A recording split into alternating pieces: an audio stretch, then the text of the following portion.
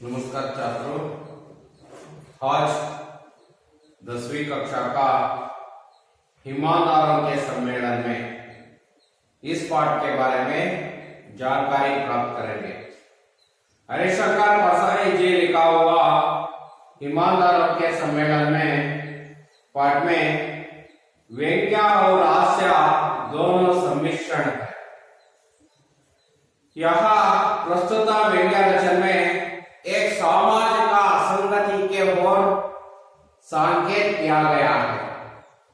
समाज में होने वाला घटनाओं को चित्रण किया गया। समाज में असंगति का संगठन या समाज में होने वाला बुरा घटनाओं को भी यहाँ चित्रण किया गया है। इस रचना के माध्यम से जो हरिशंकर परसाई जी ने जो व्यक्ति को ईमानदार कहते हैं उस व्यक्ति में होने वाला बेईमान को परामर्श किया है। आप लोगों को मालूम होना चाहिए पहले ईमानदार या बेईमान, मैं दो शब्दों को बोल दिया है, वह शब्दों का अर्थ आप लोगों को अर्थ आप लोगों को मालूम होना चाहिए। पहले ईमानदार, ईमानदार का मतलब क्या है? प्रामाणिक।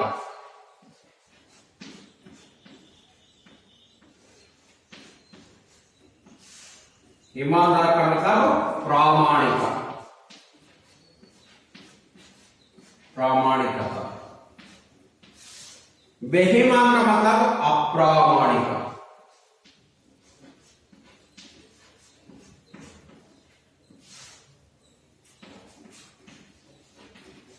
अप्रामाणिक।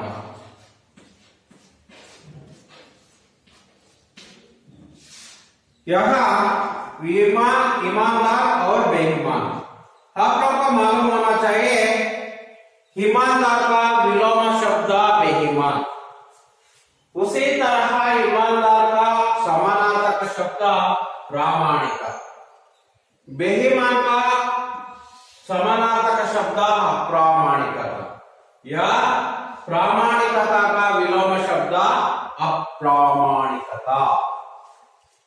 इस पाठ के द्वारा प्रामाणिक व्यक्ति में होने वाला अप्रामाणिकता के बारे में प्रदर्शन किया गया है। हरिशंकर परसाई जी ने हास्य और व्यंग्य दोनों के चित्रण किया है। यहाँ हास्य व्यंग्य के द्वारा ही समाज में होने वाला बुराई के घटना या समाज में होने वाला बेईमानी घटनाओं को चित्रण किया गया है। इससे मालूम होता है समाज में हर एक व्यक्ति भी बेईमान होते हैं, क्योंकि ईमानदार व्यक्ति में ही बेईमान का प्रदर्शन किया गया है। यहाँ हरिशंकर परसाई जी ने एक ईमानदार सम्मेलन में होने वाला घटनाओं में चित्रण किया है। एक बार हरिशंकर परसाई जी ने ईमानदारों का सम्मेलन का में गए थे। उस सम्मेलन में होने वाला उसका अनुभवों का इस पाठ के द्वारा चित्रण किया गया है। यह सामाजिक असंगति, समाज में संगति का मतलब अच्छे संगति, असंगति का मतलब बुरा संगति के बारे में चित्रण किया गया है। हालांकि मक्के निम्न ಗೊತ್ತಾಗಬೇಕು हरिशंकर परसाई जी ಅವರು ಬರೆದಿರುವಂತಹ ईमानदारों के सम्मेलन ಪಾಠದಲ್ಲಿ ಸಮಾಜದಲ್ಲಿ ನಡೆಯುವಂತಹ ಅಸಂಗತಿಗಳನ್ನ, ಹಾಗಾದ್ರೆ ಸಮಾಜದಲ್ಲಿ ನಡೆಯುವಂತಹ ಕೆಟ್ಟ ಪದ್ಧತಿಗಳ ಬಗ್ಗೆ ಇಲ್ಲಿ ವರ್ಣನೆಯನ್ನ ಮಾಡಲಾಗಿದೆ, ಚಿತ್ರಣವನ್ನ ಮಾಡಲಾಗಿದೆ ಅಥವಾ ಸಂಕೇತವನ್ನ ಮಾಡಲಾಗಿದೆ। ಹಾಗಾದ್ರೆ ಇದರಿಂದ ನಮಗೆ ಗೊತ್ತಾಗುತ್ತೆ ಸಮಾಜದಲ್ಲಿ ನಡೆಯುವಂತಹ ಅಪ್ರಾಮಾಣಿಕತೆಗಳನ್ನ ಪ್ರದರ್ಶನವನ್ನು ಮಾಡಿದ್ದಾರೆ। ಹರಿಶಂಕರ್ परसाई ಅವರು ಏನ್ ಮಾಡಿದ್ದಾರೆ ಅಂದ್ರೆ ಹಾಸ್ಯ ಮತ್ತು ವ್ಯಂಗ್ಯದ ಮೂಲಕ, ಹಾಸ್ಯ ಮತ್ತು ವ್ಯಂಗ್ಯ ಇವೆರಡರ ಮಿಶ್ರಣವನ್ನು ಮಾಡಿಬಿಟ್ಟು ಈ ಪಾಠದಲ್ಲಿ ಪ್ರಾಮಾಣಿಕತೆಯಲ್ಲಿ ಅಥವಾ ಪ್ರಾಮಾಣಿಕ ಅಂತ ಯಾರನ್ನ ಕರಿತೀವಿ ಅವರಲ್ಲಿರುವಂತಹ ಅಪ್ರಾಮಾಣಿಕತೆಯನ್ನ ತೋರಿಸಲಾಗಿದೆ. ಇದರಿಂದ ಗೊತ್ತಾಗುತ್ತೆ ಯಾರು ಸಹ ಇಲ್ಲಿ ಪ್ರಾಮಾಣಿಕರಿಲ್ಲ, ಅಪ್ರಾಮಾಣಿಕರೇ ಹೆಚ್ಚು. ಯಾಕೆಂದ್ರೆ ಅವರನ್ನ ಒಂದು ಸಭೆಗೆ ಕರೆದಿರ್ತಾರೆ, ಆಮಂತ್ರಣವನ್ನ ಮಾಡಿರ್ತಾರೆ. ಅಂತಹ ಸಭೆಯಲ್ಲಿ ಎಲ್ಲ ಇಮಾನ್ದಾರರು, ಎಲ್ಲ ಪ್ರಾಮಾಣಿಕರೇ ಬಂದಿರ್ತಾರೆ. ಅಂತಹ ಪ್ರಾಮಾಣಿಕರ ಸಮ್ಮೇಳನದಲ್ಲಿ ಇವು ಸಹ ಅನೇಕ ಕೆಟ್ಟ ಘಟನೆಗಳು ನಡೀತವೆ. ಹಾಗಾದ್ರೆ ಕಳ್ಳತನಗಳು ಆಗ್ತವೆ. ಹಾಗಾದ್ರೆ ಎಲ್ಲರೂ ಸಹ ಪ್ರಾಮಾಣಿಕರೇ ಅಲ್ಲಿ ಬಂದಿರುವಂತರು. ಆ ಪ್ರಾಮಾಣಿಕರ ಸಮ್ಮೇಳನದಲ್ಲಿ ಹೆಂಗೆ ಏನಾಗಕ್ಕೆ ಸಾಧ್ಯ? ಅಪ್ರಾಮಾಣಿಕತೆ ಆಗೋದಕ್ಕೆ ಸಾಧ್ಯ. ಹಾಗಾದ್ರೆ ಅಲ್ಲಿ ಅಪ್ರಾಮಾಣಿಕತೆ ಆಗೋದಕ್ಕೆ ಹೇಗೆ ಸಾಧ್ಯ ಅನ್ನೋದು ಇಲ್ಲಿ ಚಿತ್ರಣವನ್ನ ಮಾಡಿದ್ದಾರೆ. ಯಾಕೆಂದ್ರೆ ಅಲ್ಲಿ ಬಂದಿರುವಂತವ್ರು ಎಲ್ಲರೂ ಪ್ರಾಮಾಣಿಕರ ಸಮ್ಮೇಳನದಲ್ಲಿ ಪ್ರಾಮಾಣಿಕರೇ. ಅಂತಹ ಪ್ರಾಮಾಣಿಕರ ಸಮ್ಮೇಳನದಲ್ಲೇ ಕಳ್ಳತನ ಆಗೋದ್ರಿಂದ ಯಾವ ಪ್ರಾಮಾಣಿಕರೇ ಏನ್ ಮಾಡಿರ್ಬೇಕು? ಕಳ್ಳತನವನ್ನ ಮಾಡಿರ್ಬೇಕು. ಹಾಗಾದ್ರೆ ಇದರ ಏನು ಅಪ್ರಾಮಾಣಿಕತೆಯಲ್ಲಿ ಎಲ್ಲಿದೆ, ಪ್ರಾಮಾಣಿಕರಲ್ಲಿ ಎಲ್ಲಿ ಅಪ್ರಾಮಾಣಿಕತೆ ಇದೆ ಅನ್ನೋದನ್ನ ಈ ಪಾಠದ ಮೂಲಕ ತೋರಿಸಿದ್ದಾರೆ. ಹಾಗಾದ್ರೆ ಮಕ್ಕಳೇ ನೋಡೋಣ ಪಾಠವನ್ನ. ಓಪನ್ ಮಾಡಿ ಟೆಕ್ಸ್ಟ್ ಬುಕ್ ಅನ್ನ. मैंने कतई ऐसा कुछ नहीं किया जिससे ईमानदार माना जाओ, ना जाने उन्हें कैसे यह भ्रम हो गया कि मैं ईमानदार हूं। मुझे पत्र मिला, हम लोग इस शहर में एक ईमानदार सम्मेलन कर रहे हैं। आप देश के प्रसिद्ध ईमानदार हैं। हमारी प्रार्थना है कि आप इस सम्मेलन का उद्घाटन करें। हम आपको आने जाने का पहले दर्जा का किराया देंगे तथा आवास, भोजन आदि की उत्तम व्यवस्था करेंगे। आपके आगमन से ईमानदारों तथा उदयमान ईमानदारों को बड़ी प्रेरणा मिलेगी। मैं गया लेकिन हल्फिया कहता हूं कि ईमानदार के लिए नहीं गया। ईमान से मुझे कुछ लेना देना नहीं है। मैं यहाँ हिसाब लगा कर गया कि दूसरे दर्जे में जाऊंगा और पहले का किराया लूंगा। इस तरह 150 रुपये बचेंगे। यहाँ बेईमानी कहा लेंगे। पर उन लोगों ने मुझे राष्ट्रीय स्तर का ईमानदार माना ही क्यों? स्टेशन पर मेरा खूब स्वागत हुआ। लगभग 10 बड़ी फूलमालाएं पहनाई गई। सोचा आसपास कोई माली होता तो फूलमालाएं भी बेच लेता। मुझे होटल के एक बड़े कमरे में ठहराया गया। मेरे कमरे के बाएं और सामने 2 हाल थे जिनसे लगभग 30-35 प्रतिनिधि ठहरे थे। मेरे 2 ईमानदार साथी थी। मेरे ही कमरे में आ गए।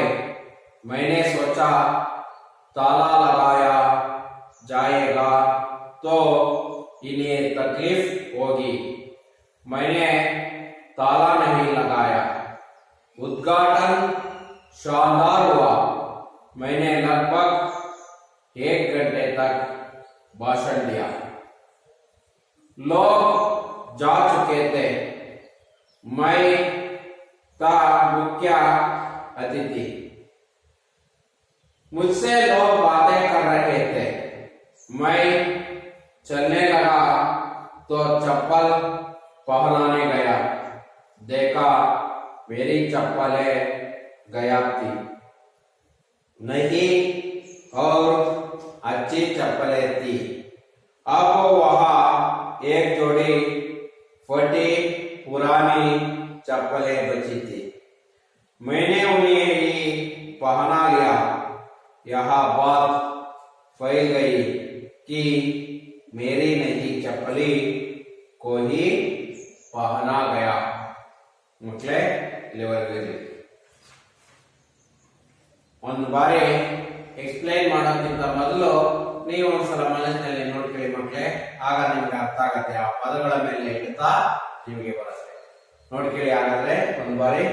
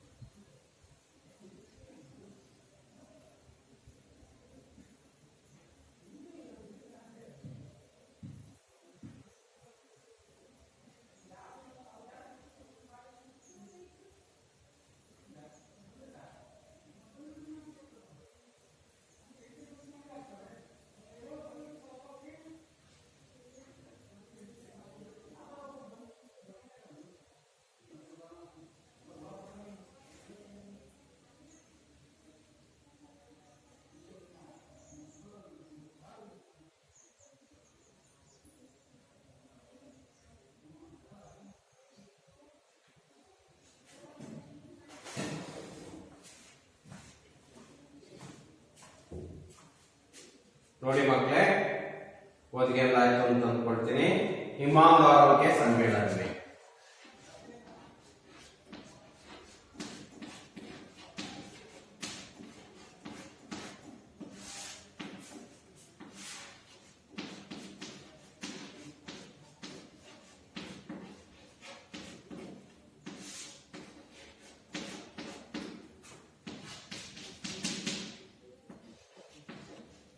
हरिशंकर परसाई।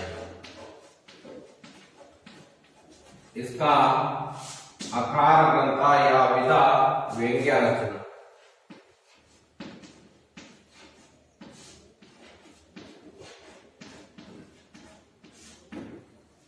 ईमानदारों के सम्मेलन में उसका लेखक का नाम हरिशंकर परसाई जी, विधा व्यंग्य रचना। देखिए, मैंने कतई ऐसा कुछ नहीं किया जिससे ईमानदार माना जाओ, ना जाने उन्हें कैसे यहां भ्रम गया है कि मैं ईमानदार हूं। ನಾನು ईमानदार ಪ್ರಾಮಾಣಿಕ ಅನ್ನೋಂಥದ್ದು ಕಥಾಯ ಅಂದ್ರೆ ಕವಿಗೆ ಯಾವಾಗಲೂ ಸಹ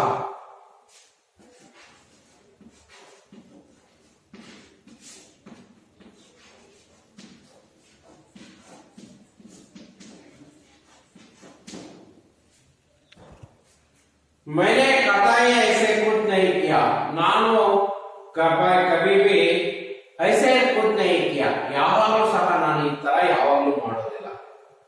जिससे ईमानदार माना जाओ, ಆದ್ರಿಂದ ನನ್ನನ್ನ ಪ್ರಾಮಾಣಿಕ ಅಂತ ಒಪ್ಪಿಕೊಂಡಿದ್ದಾರೆ।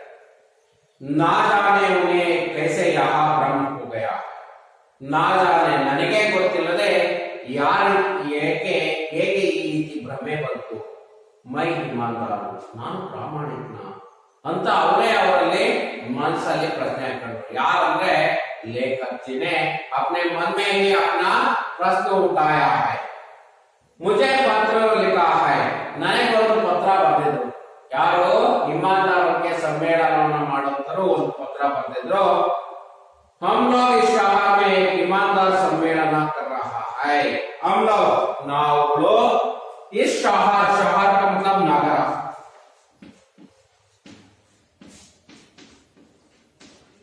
ಈ ನಗರದಲ್ಲಿ एक ईमानदार सम्मेलन कर रहा हूं, ಒಂದು ईमानदार ಸಮ್ಮೇಳನವನ್ನು ಮಾಡ್ತಾ ಇದ್ದೇವೆ। ಎಲ್ಲಿ? ನಮ್ಮ ಊರಲ್ಲಿ। इस शहर में एक ईमानदार सम्मेलन कर रहा हूं। इस पत्र को किसने लिखा है? ईमानदारों के सम्मेलन करने वाला लोगों ने लिखा है। किससे लिखा है? हरिशंकर परसाई जी से लिखा हुआ है। देखिए आगे, इस शहर में हम ईमानदार सम्मेलन कर रहे हो। आप देश के प्रसिद्ध ईमानदार है। ನೀವು ಈ ದೇಶದ ಒಬ್ಬ ಪ್ರಸಿದ್ಧ ईमानदार, ನೀವು ಈ ದೇಶದ ಎಂತರು ಪ್ರಸಿದ್ಧ ईमानदार। आप देश के प्रसिद्ध ईमानदार है, प्रसिद्ध ईमानदार है। हमारी प्रार्थना है, ನಾವು ನಿಮ್ಮ ಹತ್ರ ಪ್ರಾರ್ಥನೆಯನ್ನ ಮಾಡಿಕೊಳ್ತಿದ್ದೇವೆ ಅಥವಾ ನಿಮ್ಮ ಹತ್ರ ವಿನಂತಿಯನ್ನ ಮಾಡಿಕೊಳ್ತಿದ್ದೇವೆ कि आप इस सम्मेलन का उद्घाटन करें।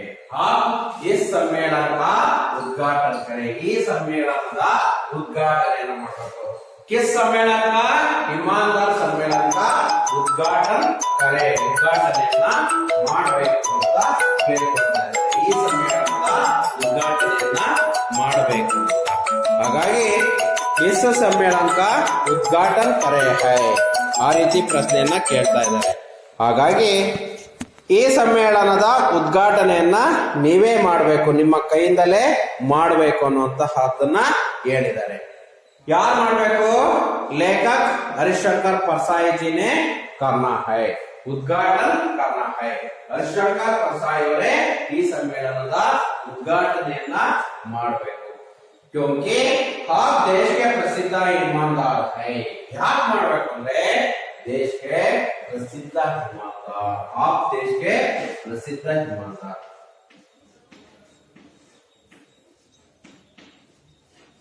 प्रसिद्ध ईमानदार है, ನೀವು ಈ ದೇಶದ ಒಬ್ಬ ಪ್ರಸಿದ್ಧ ईमानदार ಆಗಿರೋದ್ರಿಂದ ನಿಮ್ಮ ಕೈಯಿಂದಲೇ ಇದನ್ನು ಮಾಡಬೇಕು।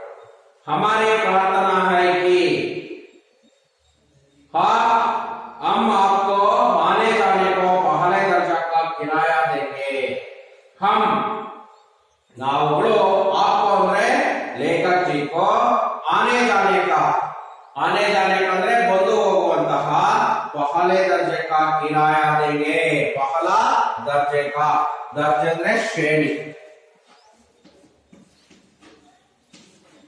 ಶ್ರೇಣಿ ಹಾಗಂದ್ರೆ ಮೊದಲನೇ ದರ್ಜೆಯ ಕಿರಾಯ, ಕಿರಾಯ ಅಂದ್ರೆ ಖರ್ಚನ್ನು ನಾನು ನಿಮಗೆ ಕೊಟ್ಟಾಗತ್ತೆ। ಹಾಗಂದ್ರೆ रेल में आने जाने का, रेलगाड़ी में आने जाने का पहला दर्जे का किराया देंगे, खर्च न ಕೊಡ್ತೀವಿ। तथा आवास, भोजन, आवास ಅಂದ್ರೆ ವಸತಿ,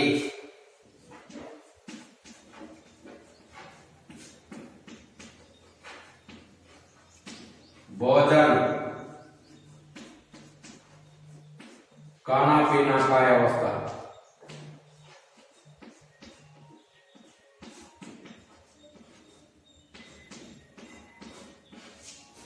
खाना पीने का व्यवस्था करना, ಎಲ್ಲನೂ खाना पाना का व्यवस्था करना, ಅವನ್ನೆಲ್ಲ ವ್ಯವಸ್ಥೆಯನ್ನ ಮಾಡ್ತೀವಿ। ಆದಿ की ಉತ್ತಮ ವ್ಯವಸ್ಥಾ करेंगे, ಇನ್ನು ಮುಂತಾದವುಗಳ ಉತ್ತಮವಾದಂತಹ ವ್ಯವಸ್ಥೆಯನ್ನ ಮಾಡ್ತೀವಿ। व्यवस्था का मतलब प्रबंध करना। आपके समय, आपके आगमन से ईमानदार तथा उदयोन्मुख ईमानदारों को बड़ी प्रेरणा मिलेंगे। आपके आगमन से, आपकी का मतलब किसके, या हरिशंकर प्रसाद जी का आगमन से, आगमन का ईमानदार तथा उदयोन्मुख ईमानदारों को, ईमानदार तथा उदयोन्मुख ईमानदार प्रामाणिकರು, उदयोन्मुख ಅಂದ್ರೆ आगे आने वाले युवा पीढ़ी के, आगे आने वाला युवा पीढ़ी को उसको कहते हैं उदयोन्मुख। भावी ಮುಂದೆ ಬರುವಂತಹ ईमानदारको बड़ी प्रेरणा मिलेगी, ಬಹಳ ಪ್ರೇರಣೆ ಸಿಕ್ಕಿದಂಗಾಗತ್ತೆ। मैं गया लेकिन अल्फिया खाता हूँ, ईमानदार तथा उदयोन्मुख ईमानदारों को हरिशंकर प्रसाद जी आगमन से किसको प्रेरणा मिलेंगी ಅಂತ ಒಂದು ಪ್ರಶ್ನೆ ಕೇಳಬಹುದು। ಆಗ ನೀವು ಹೇಳಬೇಕು ನೀವು ಉದಯೋನ್मुख ईमानदार ईमानदारों को,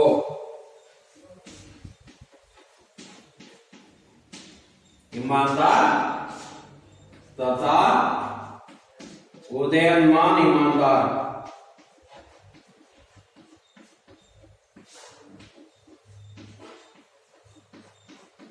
ईमानदारों को बड़ी प्रेरणा मिलेगी, ಬಹಳ ಪ್ರೇರಣೆ ಸಿಕ್ಕಿದಂಗಾಗತ್ತೆ ಅಂತ ಹೇಳ್ತಾರೆ। ಹಾಗಾಗಿ ಲೇಕಿನ್ ಅಲ್ಫಿಯಾ खाता हूँ, मैं कसम खाता हूँ, मैं प्रतिज्ञा खाता हूँ, ನಾನು ಪ್ರಾಮಿಸ್ ಮಾಡಿ ಹೇಳ್ತಾ ಇದ್ದೀನಿ। ಅಲ್ಫಿಯಾ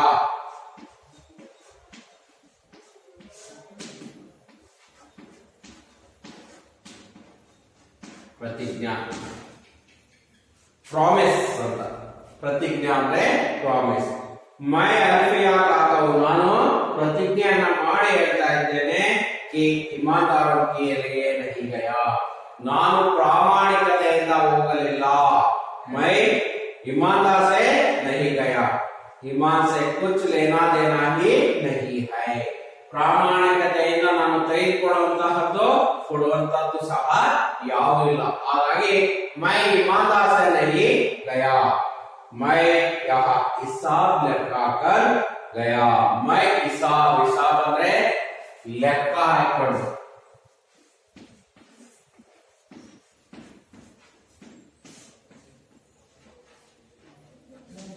मैं हिसाब लगाकर गया, ನಾನು ಲೆಕ್ಕ ಹಾಕೊಂಡು ಹೋದೆ।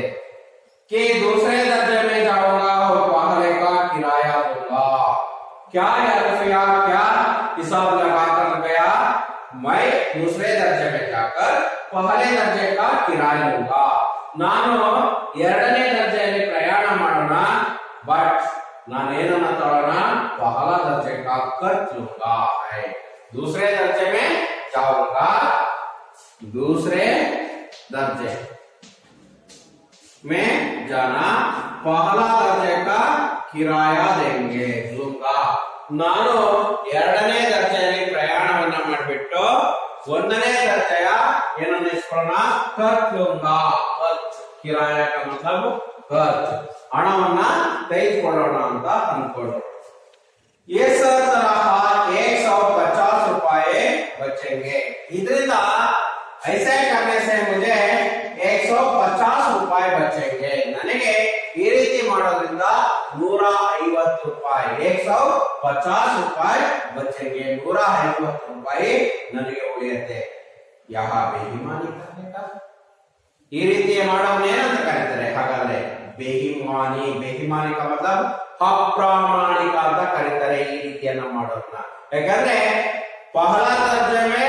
पहला दर्जे का उसने कर देने के लिए तैयार है लेकिन लेखक हरिशंकर परसाई जी ने दूसरे दर्जे में जाकर पहला दर्जे का किराया लेने के लिए तैयार हो गया है इसी के कारण से उसको क्या कहते हैं बेईमानी कहते हैं बेईमानी का मतलब अप्रामाणिक कहते हैं क्योंकि ऐसा करने से 150 रुपए उसके जेब में होते हैं जेब में रहते हैं ಹಾಗಾಗಿ ಅವನಿಗೆ ಅದು ಅವ್ರು ಕೊಟ್ಟಂತ ಹಣದಲ್ಲಿ 150 ರೂಪಾಯಿ ಉಳಿಯುತ್ತೆ ಹಾಗೆ ಉಳಿಸಿಕೊಂಡಿರೋದ್ರಿಂದ ಅದನ್ನ ಏನಂತೀವಿ अप्रामाणिक या बेईमानी कहेंगे पर उस लोगों ने मुझे राष्ट्रीय स्तर का ईमानदार माना ही तो है लेकिन उन लोगों का मतलब ईमानदारों के सम्मेलन करने वाले लोगों ने मुझे राष्ट्रीय स्तर का ईमानदार माना है मुझे राष्ट्र मट्ट का राष्ट्र स्तर का ईमानदार माना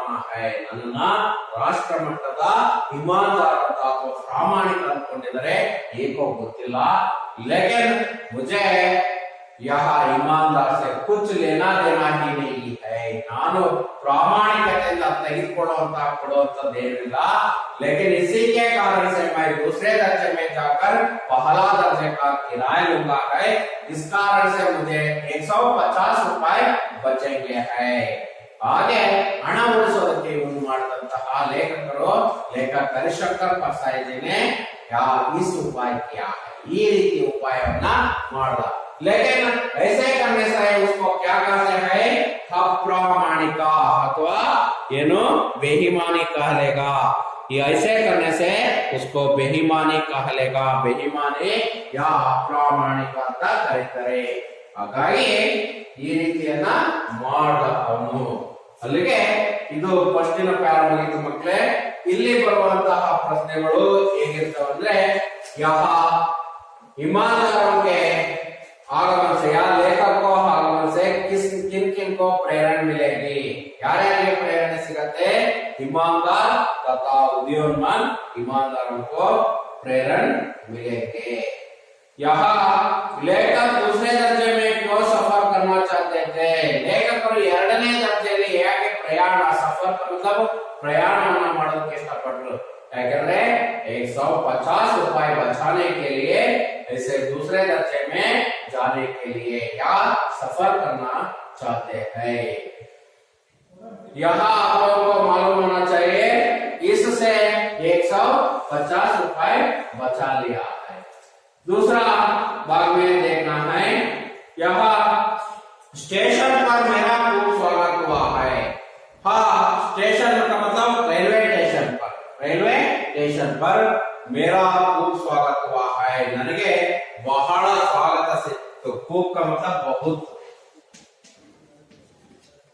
बहुत स्वागत मिला है ಬಹಳ स्वागत ಸಿಕ್ತು ಎಲ್ಲಿ ಅಂದ್ರೆ रेलवे स्टेशन पर मुझे खूब स्वागत हुआ है ನನಗೆ ಬಹಳ ಅದ್ದೂರಿ ಸ್ವಾಗತ ಸಿಕ್ತು लगभग उसे बड़ी फूल मालाएं पहनाई गई है यहाँ उस जगह पर 10 या बड़ी 10 फूल मालाएं पहनाए गए हैं मुझे क्या है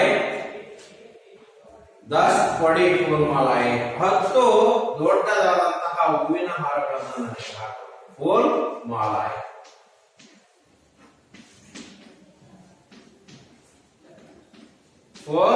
मालाएं पहनाई गई है 10 से अथवा हाथ जोड़िए हरिशंकर परसाई जी को बहुत बड़े 10 फूल मालाएं पहनाई गई है सोचा योचने न मारो आस पास कोई माली होता तो फूल मालाएं भी बेच देता था कोई आस पास माली बेचा तो आस पास कोई फूल बेचने वाला होता तो मैं उसको बेच देता था है ಯಾರು ಅಕ್ಕಪಕ್ಕ ಮಾಲೀಕರು ಅಥವಾ ಹೂವನ್ನ ಮಾರಾಟವನ್ನು ಮಾಡದಿದ್ದರೆ ಫೂಲ್ ಮಾಲಾಯೇ ಭಿ ಬೇಚ್ ಲೇತಾ ಹೈ. ಇವನೇನ್ ಮಾಡ್ಬೋದಾಯ್ತು, ಈ ಹೂವಿನ ಹಾರ ಎಲ್ಲ ಹಾಕೊಡ್ಬೋದಾಯ್ತು, ಆಗ ಅದರಿಂದ ಹಣ ಸಿಗಲ್ಲ, ಅರ್ಧ ಹಣನೇ ಸಿಗ್ಲಿ, ಹೌದಲ್ವಾ? ಹಾಗಾಗಿ ಇದರಿಂದ ಹಣವನ್ನು ಉಳಿಸಬಹುದಂತ ಯಾರು हरिशंकर परसाई ने सोचा है. इस पर एक प्रश्न है, क्या सोचा है? ये हरिशंकर परसाई जी ने फूल मालाएं मिलने पर लेखक क्या सोचने लगा है? इसका मतलब क्या है? ಹೂವಿನ ಹಾರಗಳು ಸಿಕ್ಕಿದ ತಕ್ಷಣ ಲೇಖಕರು ಏನಂತ ಯೋಚನೆಯನ್ನ ಮಾಡ್ರಂದ್ರೆ लगभग 10 बड़ी फूल मालाएं पहनाई गई. सोचा आसपास कोई माली होता तो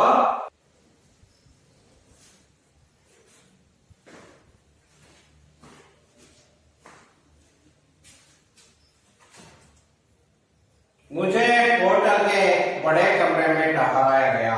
ನಾನು ಹೋಟೆಲ್ನ ಒಂದು ದೊಡ್ಡ ಕೊಠಡಿಯಲ್ಲಿ ಕುಳಿತುಕೊಂಡೆ. मेरे कमरे के बाएं और सामने 2 हाल थे. ನನ್ನ ಪಕ್ಕ ಮತ್ತು ಎದುರಿಗೆ ಇದ್ದಂತಹ 2 ಹಾಲ್ ಇತ್ತು. जिनमें लगभग 30-35 प्रतिनिधि ठहरे थे. ಅದರಲ್ಲಿ 30-35 ಜನ ಪ್ರತಿನಿಧಿಗಳು ಇದ್ರು. मेरे 2 ईमानदार साथी थे. ಅದರಲ್ಲಿ ನನ್ನ 2 ಗೆಳೆಯರು ಇದ್ರು. मेरे ही कमरे में आ गए. ಅವರು ನನ್ನ ಕೊಠಡಿಗೆ ಬಂದರು. हरिशंकर परसाई ಅವರ ಕೊಠಡಿಗೆ ಬಂದರು. ಅಲ್ಲಿಗೆ 2 ಪ್ಲಸ್ ಯಾರು हरिशंकर परसाई ಸೇರಿ ಏನಾದ್ರು उस कोठड़ी में 3 लोग हो गए थे. ಆಗ मैंने सोचा, ನಾನು ಯೋಚನೆ ಮಾಡಿದೆ, ತಾಲಾ लगाया जाए तो, ನಾನು ಒಂದು ವೇಳೆ ಬೀಗ ಹಾಕಿಕೊಂಡ್ರೆ ಇನ್ನೇ ತಕ್ಲೀಫ್ ಹೋಗಿ ಅವ್ರಿಗೆ ಏನಾಗುತ್ತೆ, ಸಮಸ್ಯೆ ಆಗುತ್ತೆ. मैंने ताला नहीं लगाया, ನಾನು ಬೀಗನೇ ಹಾಕಲಿಲ್ಲ. उद्घाटन शानदार हुआ है. उद्घाटन वैभवयुक्त हो गया है, शानदार हो गया है. बहಳ उद्घाटने अद्धूरी आಯಿತು. मैंने लगभग 1 घंटे तक भाषण दिया है. ಸುಮಾರು 1 ಗಂಟೆ मैंने भाषण दिया है. ಸುಮಾರು 1 ಗಂಟೆ ಭಾಷಣವನ್ನ ಮಾಡಿದೆ. लगभग 1 घंटा भाषण दिया है. ಸುಮಾರು 1 ಗಂಟೆ ನಾನು ಭಾಷಣವನ್ನ ಮಾಡಿದೆ. ಅಲ್ಲಿಗೆ ಮಕ್ಕಳಿಗೆ ಗೊತ್ತಾಯ್ತು, ಆ ಇಮಾನ್ದಾರ ಸಮ್ಮೇಳನದಲ್ಲಿ ಏನಾಗಿದೆ ಅಂದ್ರೆ ದೊಡ್ಡ 2 ಹಾಲ್ ಇದಾವೆ. ಅಲ್ಲಿ 30 और 35 ಪ್ರತಿನಿಧಿ ठहरे थे. ಅಲ್ಲಿ ಸುಮಾರು 30ರಿಂದ 35 ಜನ ಪ್ರತಿನಿಧಿಗಳು ಇದ್ರು. ಆ 30-35 ಪ್ರತಿನಿಧಿಗಳಲ್ಲಿ ಹರಿಶಂಕರ್ परसाई ಅವರು ಜೊತೆಯಲ್ಲಿ ಇನ್ನ 2 ಗೆಳೆಯರು ಬಂದ್ರು. ಅವರು ಸಹ ಅದೇ ಕೊಠಡಿಯಲ್ಲಿ ಉಳ್ಕೊಂಡ್ರು. ಯಾರ ಕೊಠಡಿಯಲ್ಲಿ? ಲೇಖಕ ಹರಿಶಂಕರ್ परसाई ಜಿಯವರ ಕೊಠಡಿಯಲ್ಲಿ ಉಳ್ಕೊಂಡ್ರು. ಉಳ್ಕೊಂಡಾದಾಗ ಏನಾಯ್ತು ಅಂದ್ರೆ ಸುಮಾರು ಆ ಸಮ್ಮೇಳನಕ್ಕೆ ಹೋಗ್ತಾರೆ. ಆ ಸಮ್ಮೇಳನದಲ್ಲಿ उस उद्घाटना समारंभ बहुत शानदार हुआ है. ಬಹಳ ಶಾನದಾರ್. ಶಾನದಾರ್ का मतलब ವೈಭವಯುತವಾಗಿ ಅದ್ದೂರಿಯಾಗಿ ನಡೆಯಿತು. लेखक हरिशंकर परसाई जी ने लगभग 1 घंटा भाषण दिया है. ಸುಮಾರು 1 ಗಂಟೆ ಭಾಷಣವನ್ನ ಮಾಡಿದ್ರು. ಆ 1 ಗಂಟೆ ಭಾಷಣವನ್ನ ಮಾಡಿದ ಮೇಲೆ ಏನಾಯ್ತು ಅನ್ನೋದನ್ನ ನೋಡೋಣ. लोग जा चुके थे. ಎಲ್ಲ ಜನ ಹೋಗ್ತಾ ಇದ್ರು. ಮೈಟ ಮುಖ್ಯ ಅತಿಥಿ, ನಾನೇ ಆ ಸಮಾರಂಭದ ಮುಖ್ಯ ಅತಿಥಿ ಆಗಿದ್ದೆ. ಮುಸ್ಸೆ ಲೋಗ್ ಬಾತೆ ಕರ್ ರಹೆ ಥೆ. ನನ್ನ ಹತ್ರ ಜನ ಏನ್ ಮಾಡ್ತಾ ಇದ್ರು? ಬಾತೆ ಕರ್ ರಹೆ ಥೆ, ಮಾತನಾಡ್ತಿದ್ರು. ಮೈ ಚಲ್ನೆ ಲಗಾ, ನಾನು ಹೋಗೋದಕ್ಕೆ ಹೊರಟೆ. ತೋ ಚಪ್ಪಲಿ ಪಹನಾನೆ ಗಯಿ, ಚಪ್ಪಲಿಯನ್ನ ಹಾಕಿಕೊಂಡು ಹೋಗೋದಕ್ಕೆ ನಾನು ಹೊರಟೆ. देखा मेरी चप्पलें गया थी. मेरी चप्पलें गया थे. ನನ್ನ ಚಪ್ಪಲಿಗಳು ಏನಾಯ್ತು? ಗಯಾ.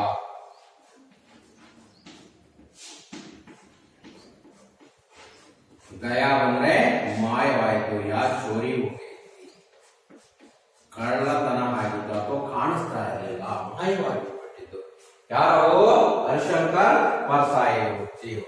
उसका 2 चप्पलें भी गायब थी.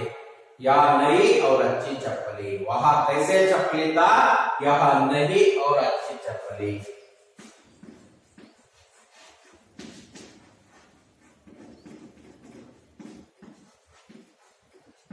अच्छी चप्पली था. ಅವು ನೋಡೋದಕ್ಕೆ ಇನ್ನೂ ಹೊಸದಾಗಿದ್ದವು ಮತ್ತೆ ಚೆನ್ನಾಗಿರುವಂತಹ ಚಪ್ಪಲಿಗಳೇ ಏನಾಗಿದ್ದು ಮಾಯವಾಗಿದ್ದು. ಆಗ ಏನಾಯ್ತು ಅಂದ್ರೆ ಮಕ್ಕಳೇ, ಆದ್ರೂ ಸಹ ಹೊಸದಾಗಿರುವಂತಹ ಆ ಚಪ್ಪಲಿಗಳನ್ನೇ ಅವರು ಏನ್ ಮಾಡಿದ್ರು, ಮಾಯವಾಗಿ ಹೋಗ್ಬಿಟ್ಟಿತ್ತು. ಅಂತಹ ಚಪ್ಪಲಿಗಳನ್ನ ಏನ್ ಮಾಡಿದ್ದಾರೆ, ಯಾರೋ ಏನೋ ಮಾಡಿದ್ದಾರೆ. ಆಗ ಅವ್ರು ಹಾಕೊಳ್ಳೋದಕ್ಕೆ ಬರ್ತಾರೆ, ಅಲ್ಲಿ ಆ ತರದ ಚಪ್ಪಲಿ ಇರ್ಲಿಲ್ಲ. ಪಟೆ ಪುರಾಣೆ ಚಪ್ಪಲಿತ.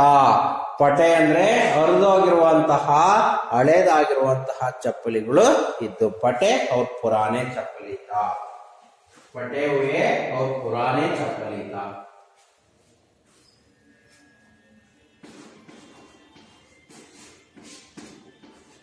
ಪುರಾಣ ಅಂದ್ರೆ ಹಳೆದಾಗಿರುವಂತ ಪ್ರಾಚೀನ.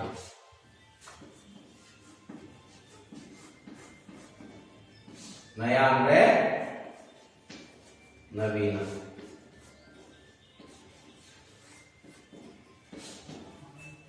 ಪಟೆ ಪುರಾಣೆ ಹಳೆದಾಗಿರುವಂತಹ ಮತ್ತೆ ಹರಿದು ಹೋಗಿರುವಂತಹ ಚಪ್ಪಲಿ ಉಳಿಸಿದ್ರು. ಮೈನೆ ಉನ್ನಿಯೇ ಪಹನಾ ಲಿಯಾ, ನಾನು ಅವನ್ನೇ ಹಾಕೊಂಡೆ ಕೊನೆಯದಾಗಿ. यहाँ बात फैल गई है, यहाँ बात का मतलब चप्पल गया होने के बाद यहाँ चारों ओर फैला गई है कि मेरी नई चप्पली कोई पहना गई है. ನನ್ನ ಹೊಸದಾದಂತಹ ಚಪ್ಪಲಿಗಳು कोई पहना गया है, ಯಾರೋ ಹಾಕಿಕೊಂಡು ಇದ್ದಾರೆ ಆರಂಭಿತ್ತು. ಆಗ ಇದರಿಂದ ಗೊತ್ತಾಗುತ್ತೆ ಆ ಇಮಾನ್ದಾರ್ ಸಮ್ಮೇಳನದಲ್ಲಿ ಸಹ ಏನಾಯ್ತು, ಚೋರಿ हो गई है. यहाँ चोरी होने के कारण से इसका चप्पल गायब हो गया था. किसका चप्पल? हरीश्वर का फसाई जी का चप्पल गायब